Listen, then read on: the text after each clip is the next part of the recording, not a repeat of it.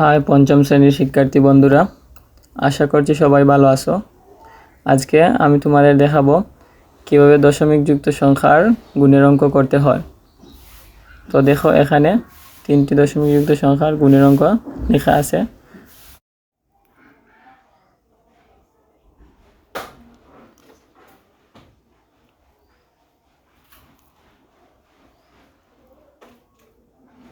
দেখো, 1 নাম্বার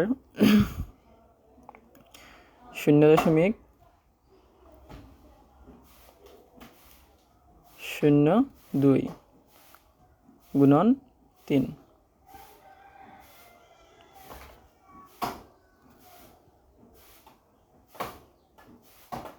নিচে একটি টান দিবে, তারপর প্রথমে 3 দিয়ে 2কে গুণ করব।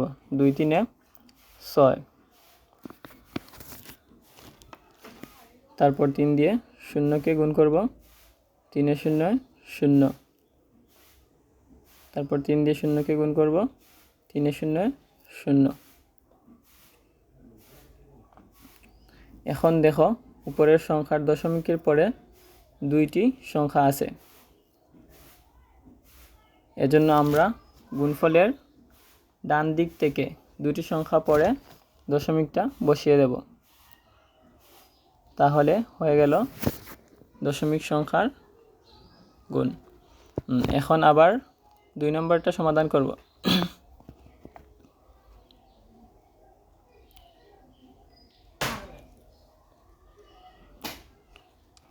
শূন্য দশমিক 04 গুণন 3, তারপর নিচে একটি টান দেব। এখন 3 দিয়ে 4কে গুণ করব।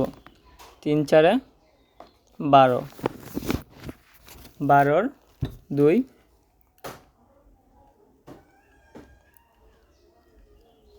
হাতে রইল 1। এখন 3 দিয়ে 0কে গুণ করব। 3 0 0, তারপর হাতের 1 যোগ করব। 0 আর 1 যোগ করলে 1 হয়, তাহলে 1 এর 1।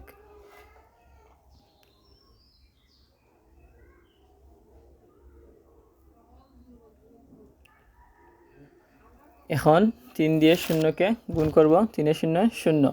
এখন দেখো বন্ধুরা, ঠিক আগের অঙ্কের মতোই এই যে উপরের সংখ্যার দশমিকের পরে 2টি সংখ্যা আছে, এই জন্য আমরা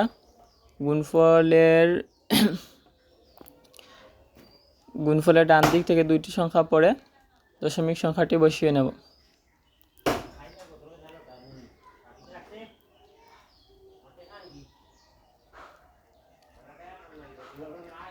তাহলে 0.04 গুণন 3 সমান হবে 0.12। এখন 3 নাম্বার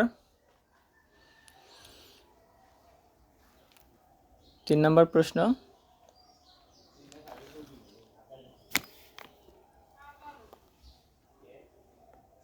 0.05 গুণন 2।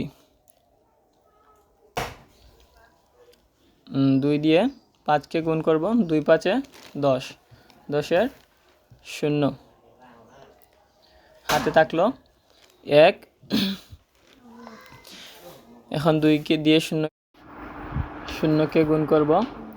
গুণ করলে হবে 2 0 0, আর হাতের 1 যোগ করলে হবে 1। এখন 2 দিয়ে আবার 0কে গুণ করব। 2 0 0। এখন দশমিকের পরে দেখব কয়টি সংখ্যা আছে।